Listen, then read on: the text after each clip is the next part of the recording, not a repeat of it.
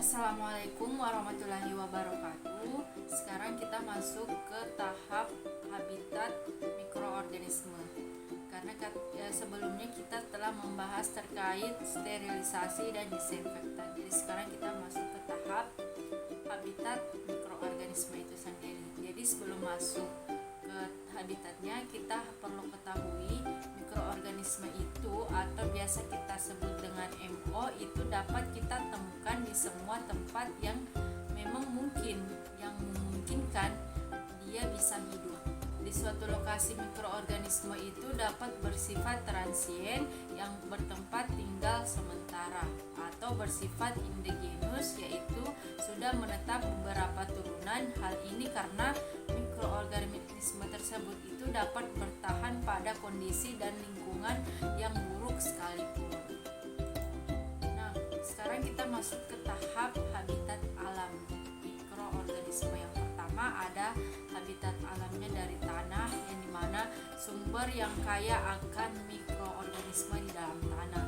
Nah, kebanyakan mikroorganisme dalam tanah itu bersifat apatogen bagi manusia, dan beberapa mikroorganisme itu dapat bertahan adanya kadaver, dan bakteri patogennya itu seperti pada Clostridium tetani, Clostridium perfringens, Clostridium botulinum, dan Bacillus anthracis. Kemudian habitat alam mikroorganisme yang kedua adalah air, di mana kebanyakan air tawar dan laut itu banyak mengandung mikroorganisme. Namun bakteri patogen umumnya itu tidak terdapat kecuali di air yang secara langsung tercemar oleh urin dan feses manusia yang telah terbuang di dalam air. Nah, mikroorganisme patogen pada air antara lain ada Salmonella, Shigella species, Vibrio cholera, Legionella, virus hepatitis, virus polio, virus enterik, dan Entamoeba histolytica. Escherichia coli atau patogen yang ditemukan di air itu digunakan sebagai indeks pencemaran oleh feses karena ia bertahan hidup di air relatif lebih lama. Kemudian habitat alam mikroorganisme yang ketiga ada di udara, yang dimana walaupun mikroorganisme itu sering kita temukan di udara, mikroorganisme tersebut itu sebenarnya tidak berkembang biak di udara karena udara luar itu jarang mengandung bakteri patogen karena efek pengeringan, ozon, dan radiasi ultraviolet.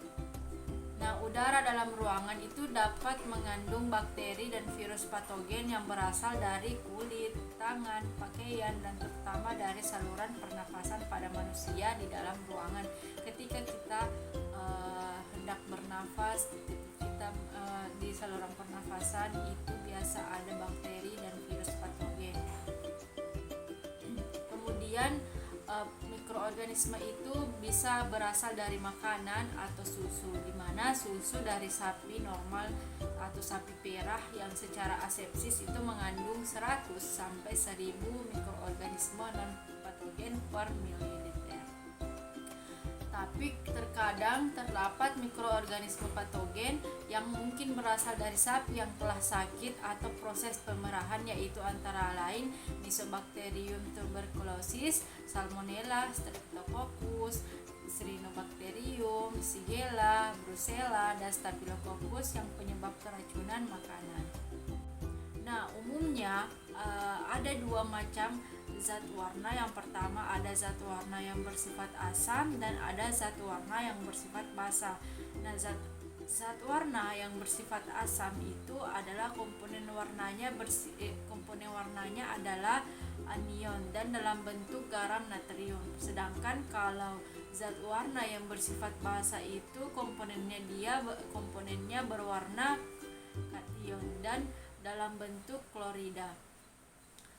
Masuk ke macam-macam pewarnaan. Nah, macam-macam pewarnaan itu ada yang pertama itu adalah pewarnaan sederhana, yang dimana pewarnaan sederhana ini menggunakan hanya satu macam zat warna, dan warna bakterinya itu cuman mempunyai hanya satu warna dan tidak dapat membedakan sifatnya dan untuk melihat ukuran dan bentuknya.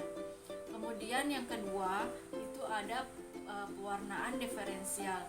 Nah, pewarnaan diferensial ini menggunakan lebih dari satu zat warna yang membedakan sifat bakteri dan melihat bagian-bagian bakteri serta dapat digunakan untuk identifikasi bakteri di tahap awal. Adapun macam-macam pewarnaan diferensial itu ada 4, ada pewarnaan gram, ada pewarnaan BTA, ada pewarnaan spora, dan ada pewarnaan granul.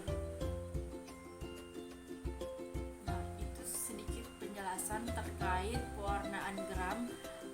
Pemahaman terkait pewarnaan gram cukup sekian. Wassalamualaikum.